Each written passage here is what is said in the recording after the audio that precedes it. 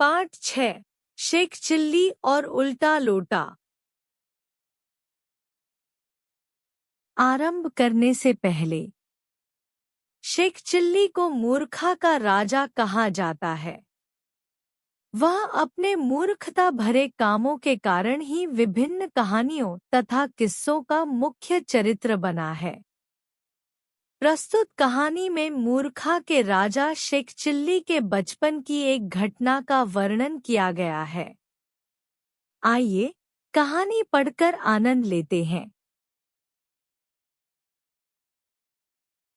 एक दिन शेख चिल्ली की अम्मी ने उसे 1 लोटा और 20 रुपए देकर दूधवाले से दूध लाने के लिए कहा। आज वह बहुत खुश था क्योंकि अम्मी ने पहली बार उसे कोई काम करने को दिया था। शेख चिल्ली तुरंत पैसे और लोटा लेकर तबेले की ओर चल पड़ा।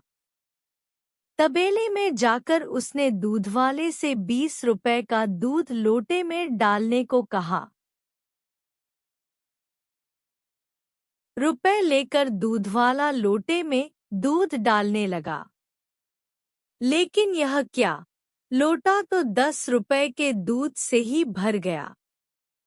दूधवाला, अरे शेख चिल्ली, लोटा तो 10 रुपए के दूध से ही पूरा भर गया।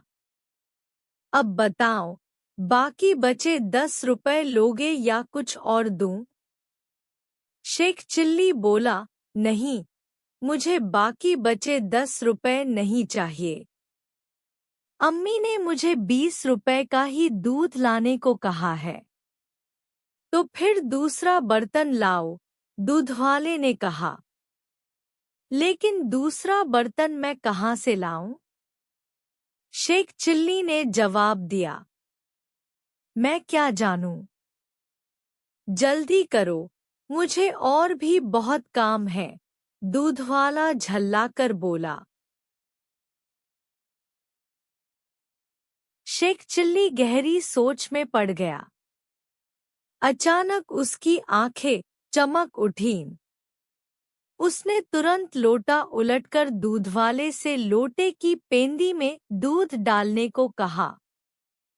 उसकी मूर्खता पर दूधवाला हंसने लगा।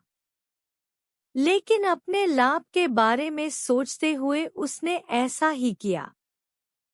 यह क्या, लोटे का सारा दूध तो दूधवाले के बर्तन में ही गिर गया। फिर भी शेख चिल्ली ने दूध लोटे की पेंदी में ही डलवाया। कुछ दूध लोटे की पेंदी में गया और कुछ दूधवाले के बर्तन में जा गिरा। शेख चिल्ली उल्टा लोटा पकड़े ही घर लौट आया। अम्मी ने जब शेख चिल्ली को उल्टा लोटा हाथ में पकड़े देखा तो पूछा, बेटा, तुमने लोटा उल्टा क्यों पकड़ा है? शेख चिल्ली ने कहा, इसमें दूध है। अम्मी ने आश्चर्य से पूछा, 20 रुपए में सिर्फ इतना ही दूध आया है? शेख चिल्ली ने कहा, नहीं अम्मी, और भी है। इतना कहते ही शेख चिल्ली ने लोटा पलट दिया। इस तरह पेंदी का दूध भी नीचे गिर गया। यह देखकर अम्मी ने सिर पर हाथ रख लिया और बोली, तुम बहुत मूर्ख हो। शेख चिल्ली,